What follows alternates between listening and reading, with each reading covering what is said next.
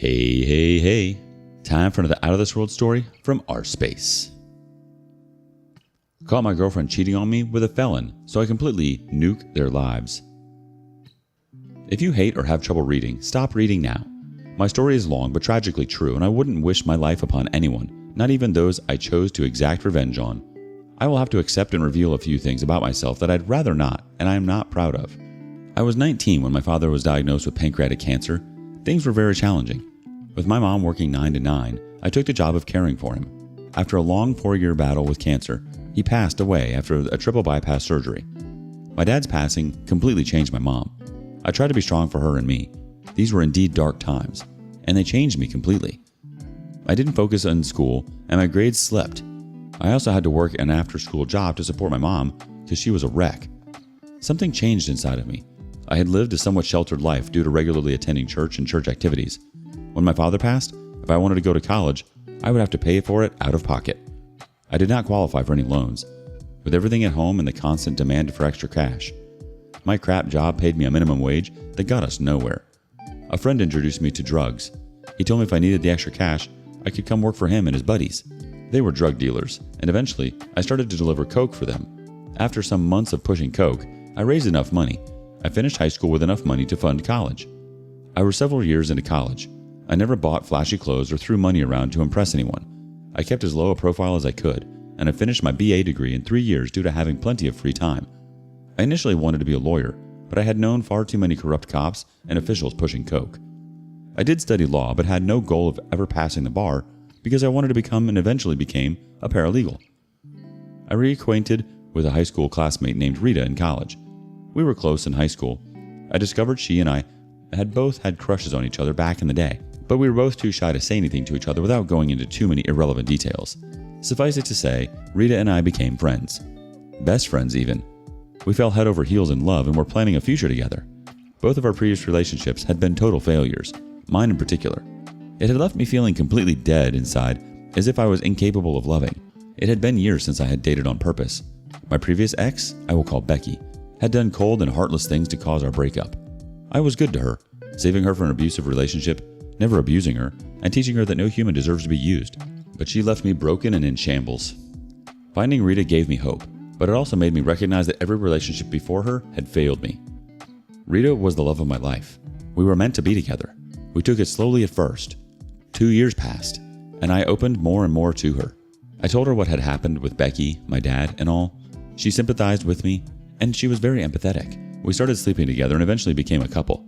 She seemed to appreciate that I actually listened, spoke honestly, and was protective of her. She said she loved me, and I admitted that I loved her. I never told her how I'd paid for college or the things I'd seen or done. She didn't need to know. I was afraid it had ruined things with her. We loved each other and already had plans to start a family. A few months later, disaster struck. My mother had a terrible accident. She was crushed by a large shelving unit. It was pretty bad. She was taken to the hospital by the neighbors who found her. She had to undergo some medical tests. She sustained many injuries and a few broken bones. It was discovered that my mom had a leaking heart valve. The tests were to see if they could repair the valve. A week later, we got the good news that the valve could be replaced, but we also got bad news. During the tests, they identified 5 small masses in and around her left kidney, with a high probability that the masses were tumors and malignant. The doctors did a biopsy to discover she did, in fact, have renal kidney cancer. She began treatment, and I knew I had to stay focused on my mother. Things had been going great with Rita. We had moved in together. It was a town about 30 miles from my mom's. When I told Rita about my mother, she expressed concern and support. When I explained it meant we would see less of each other, she assured me that she had no desire to put things between us on hold. She said she wanted to be there for me in no other way than as emotional support. I urged Rita that if she decided she wanted to take a break or thought she might be interested in anyone she met, to say to me, and I would understand. She assured me that she cherished me and that nobody could ever take my place. My mom started chemo. Initially, the chemotherapy seemed to have none of the horrible side effects. It was well into her 2nd month before she noticed weakness and a loss of appetite. I talked to and texted Rita multiple times per day. Every day, she would message me asking how my mom was doing as soon as she woke up each morning, and we often spent hours before falling asleep talking and telling each other how much we were missed. We got to see and spend the night together about every 2 weeks, but everything seemed fine when we did. My mom's condition worsened, so I told Rita that she could go out with friends and enjoy life. As summer began, I knew Rita would enjoy going to outdoor activities even without me. My mom's failing health that summer meant no fun in the sun for me. Rita would go out with friends, and I enjoyed hearing about the silly things she and her friends did. I was genuinely glad she wasn't a shut-in over issues in my life. She always expressed concern and sadness when I told her what was happening with my mom. The chemo was killing the cancer cells. However, she was growing frailer and frailer. I realized cancer was no longer destroying my mother. The medicine was. I needed to take a break, so a group of my mom's friends came to sit with her to give me a little free time on my own. I called Rita as I was nearing her town. She gave me the address of where she and her friends were to meet them. When I arrived, I saw most of her friends, which I'd already met. As I made my way through the house to the back deck, I saw a guy sitting close to Rita. They were both laughing and cutting up with other friends. She introduced me as her boyfriend to the guy we will call Henry. He gave me a firm handshake. He said, "I'm happy to meet you." I acted politely towards him. I don't think Rita realized I felt something was fishy with Henry right away. I'm sure many people have a gut feeling when encountering someone suspicious because of my criminal activity many years ago, I guess. It takes one to know one. One instinct told me there was something shady about Henry. I knew he was new to their group of friends. None of them, including Rita, had known him longer than a couple of months. To be clear, what I was experiencing at the time was not jealousy, as I now realize. Rita had many male friends, all of whom I genuinely liked. But there was something I sensed about Henry that made me a bit skeptical about his character. I tried to ignore it, writing the feeling off as mere jealousy. I began to talk with Rita and her friends, trying to put my mind at ease. I monitored Henry from afar and interacted with him warmly. Rita and I stayed at her place that night before I had to leave and head home. Over the next several weeks, my mother's condition began to worsen. Still, Rita and I spoke and texted throughout the day, every day. In hindsight, I realize now that I was initiating most of our communication. But at the time, I wasn't keeping count. One day, a few relatives volunteered to look after my mom to give me a break. I headed to see Rita, calling her. On the way, she told me what restaurant she and her friends were having dinner at, so I made my way there. I was pulling into a parking space and saw Henry get into a late model black Buick. He pulled out, though he did not see me, unfamiliar with my car. I made my way inside, where Rita and her friends greeted me with hugs and words of sympathy and encouragement. We all had dinner and a few drinks before Rita and I went back to her place. Before bed, I casually asked why Henry had left before I got to say hello. Rita stated she had no idea and didn't know if Henry had even been at the restaurant. The restaurant we'd eaten at was in a strip mall with several other businesses. I thought perhaps he had come out of one of those stores, and neither Rita nor her friends had seen him. At any rate, I again stayed with her that night before heading back to my place about noon the next day. My mother became critically ill and had to be transported to the hospital by ambulance. She had pneumonia and was extremely weak due to the chemo and susceptible to many ailments for 3 weeks. She was hospitalized. They gave her many medications via an IV, but her condition worsened each day. It wasn't good seeing her like that. The doctors finally informed me she had at most a week or so to live. I knew she would not want to leave this earth in that gloomy hospital room, so the staff arranged to bring her home and help me make her last few days as peaceful as possible. When everything was set up, we got my mom home. Though extremely weak, she was glad to see her house in familiar settings once again. We both knew she didn't have much longer to live. While she was afraid, she told me she wanted to be strong for her, and also told me she was ready to go and see my dad once again after so long. I got one of my mom's friends from church to look after her for a few hours and got my car and drove to see Rita without calling. I hadn't called because I was crying hard. Watching my mom suffer, it was overwhelming. I wouldn't have been able to speak when I arrived because of my mother's impending death. At the time, I knew Rita would know what to say to comfort me. I got to Rita's house. I saw a black Buick parked behind her car. I didn't think anything of it, as I was focused on soon losing my dear mother. I used the key she had given me to enter the kitchen, as we always did. I heard music playing as soon as the door opened, but I didn't think much of it because I didn't see anyone in the living room or on the back porch as I walked down the hallway, toward her bedroom, and heard noises coming from inside. I paused. Then I reached for the door handle. I stopped. I realized the sounds I heard were sexual. My heart sank even further as I pulled back my hand, not wanting to draw attention. But slowly, I put my hand on the lock and opened the door. A creak. I stopped in my tracks as I saw them completely naked, going at it, hammer and thong, unaware of my presence. Honestly, my first instinct was to run full speed and headbutt him square on his nose, but I knew I had to stay out of trouble for my mother's sake and my job, so I slowly backed away. Shaking with anger, I went out of the house through the back and to my car. I wasn't seen. I just sat there in my car, the weight of everything caving in. Bawling my eyes out after about half an hour, I cranked my car and headed back to my mom's. I told no one what I'd just seen. Everyone assumed my tears were totally regarding my mom. They, of course, partially were. but the betrayal I just witnessed was like something so sadistic, I struggled to grasp it. My logic knew my mom was my top priority, especially so close to the end, yet I felt so deceived by Rita. I felt the rage like I'd never known before, and I'd felt plenty of anger.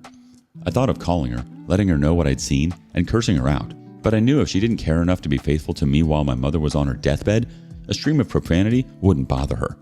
I made sure my mother was comfortable and went to try and sleep in my old childhood room.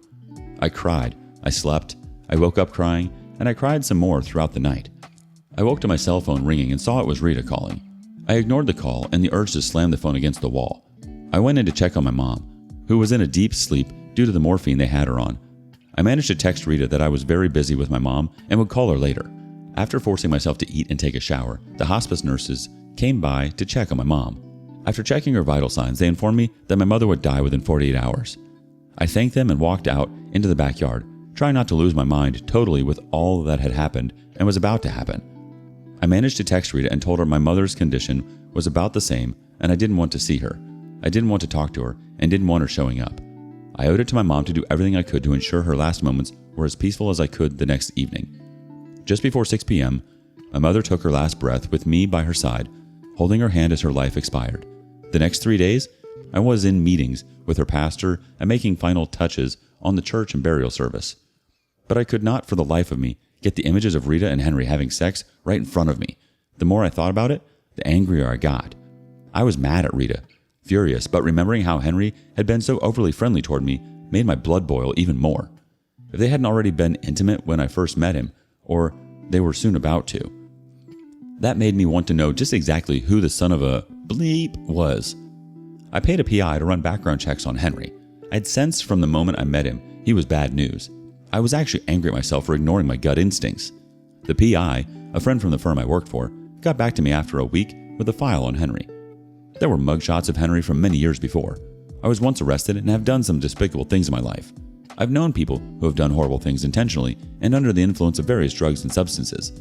Still, Henry had a long rap sheet for various crimes, several DWIs, reckless driving, and receiving stolen goods. Breaking and entering, drug arrests were listed as I moved down through his record, and the arrests got more atrocious. I discovered Henry had been out of prison on early probation for approximately 2 years after serving 10 years when I saw the charges included the sexual exploitation of a minor and a host of other sexual offenses. I admit I was disgusted Rita had betrayed me, which hurt enough.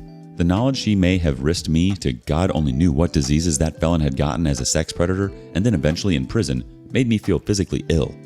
I doubted Rita had any idea who she was involved with behind my back. She had a naive, trusting nature that had given her issues before, but never like that. I had no doubt anyone who knew of Henry's record would have considered him a vile creature. He should have never have been let out of prison, but I had my mom's funeral to focus on and had to pull myself together. By the time her funeral was over and everyone had left, I was exhausted and mentally spent. As I put my head on the pillow and to try to sleep, Rita called. Not knowing my mom had passed or that I knew what she had been up to, she'd been texting and calling much less in the days before my discovery, and after, I answered the phone and tried my best to sound as glad to hear from her as I could. I didn't let on anything had changed with my mom's status, nor that I knew about her and Henry, or what I knew about Henry. I let her do most of the talking and internalized every word I knew to be a lie, as if I totally believed her and appreciated her false sympathy when she claimed she missed me. As we said goodbye, I lied and told her the same, but in all honesty, at that moment, if she dropped dead, I would not have cared in the least. I had a few weeks off from work with bereavement. I knew things with Rita were over and done with, but part of me couldn't help but struggle with how cruelly she had treated me intentionally or not.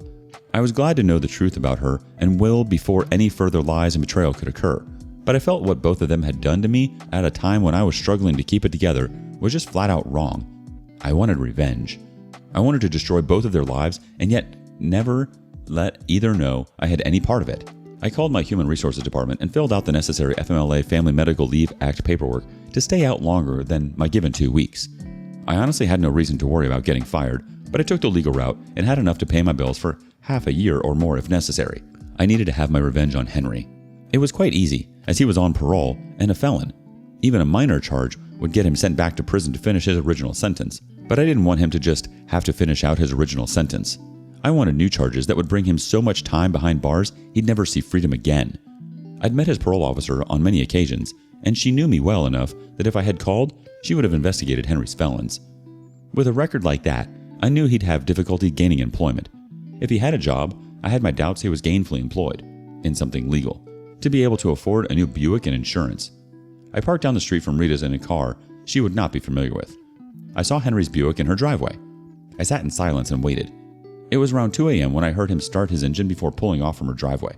I casually followed him, not wanting him to suspect he was being followed. It was time I did some digging of my own. Maintaining a reasonable distance, I followed the signal to a cruddy-looking house in a below-average part of Rita's town.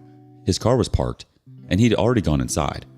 I wrote down the license plate number and parked down the street. I slept several hours in view of his house. After seeing no activity, I slept. At about 8 in the morning, I got out of the car and bought some breakfast. Throughout the day, it was easy to tell whether Henry had a large group of friends who saw no reason to stay and talk for long, or he was dealing with a highly addictive substance such as cocaine, heroin, or meth. After a few hours, many customers returned for more of the narcotics obvious he was selling, and I took photos of the cars that stopped by along with some video. I went back each day at about the same time to document the continuing activity. I also observed each night at about 6 p.m. when I knew Rita was getting off work. He would leave. I trailed him each night to see him meet Rita at a restaurant or go straight to her house. I had major doubts she'd ever been to his house. At least, not that house. I had enough evidence to turn into the local police, but I decided to document his activities one more day as I knew he hadn't been out to get more drugs to sell that last day. I staked out his house around 3 p.m. People stopped coming by, which was unusual. I sat and observed when about 30 minutes later, a large black Cadillac Escalade pulled into his driveway. I had usually seen no more than one person to get out of a vehicle to go into his house. At this time, I observed 3 large males exit the vehicle and open the back door to escort a middle-aged man inside. They stayed in Henry's house for over 2 hours, which absolutely nobody had been doing.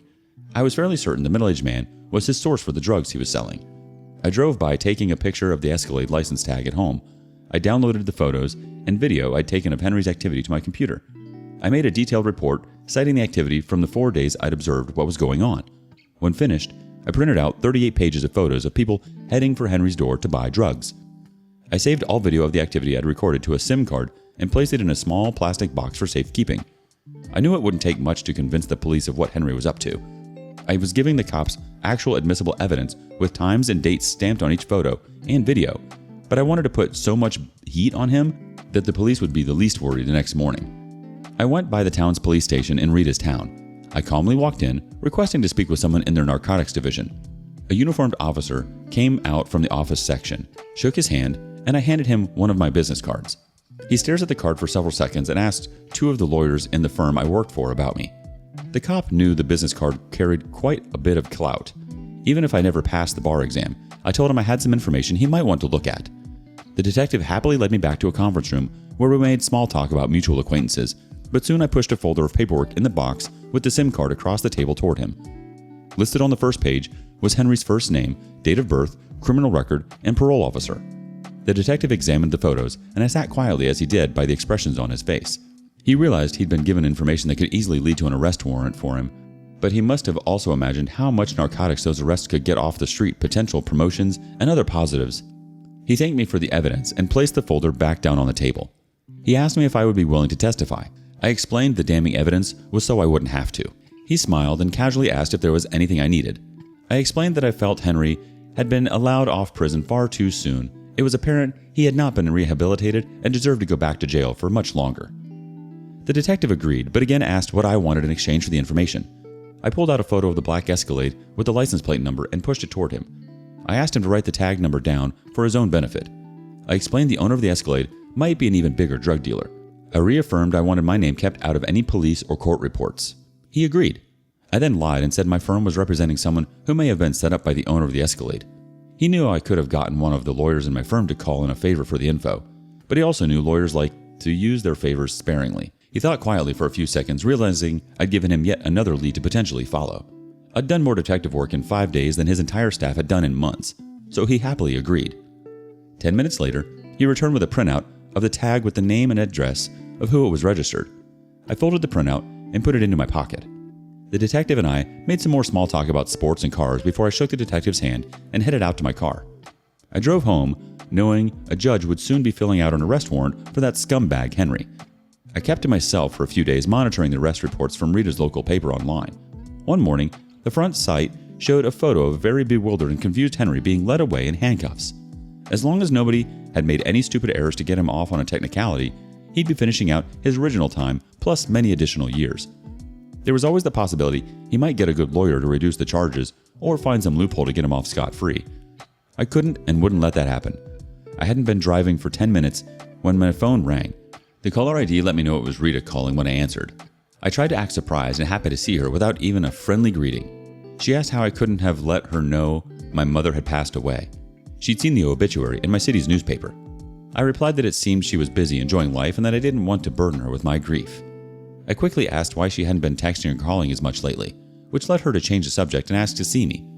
I tried my dangdest to act happy to hear from her and told her that I missed her, and I asked her if she could meet me for dinner at our favorite restaurant in our town. And she readily agreed since Henry was no longer around to keep time with. She was glad to have me back to fill in the void. I showed up to dinner with a smile and a long hug, trying to control the urge to break her spine in half. I was surprised she didn't say anything when I avoided kissing her. I'm sure she assumed in my grief that romance wasn't something I'd had in my mind much. I just had a very good idea what her mouth had been doing, and I didn't want Henry's prison germs on me. We sat at the bar and ordered 2 drinks from our favorite bartender. He knew us as a couple because we always tipped very well. When our drinks arrived, I excused myself to the restroom and typed a short message out on my phone that read, "Make my drinks with no alcohol and make hers doubles when I return to the bathroom." I sat next to Rita at the bar discussing drinks. We'd enjoyed it, but hadn't tried it in quite a while. I acted as if I was pulling up the recipe for some unusual drink. The bartender came over and asked if we were ready for another drink. I told him we were celebrating after not seeing each other for quite a while.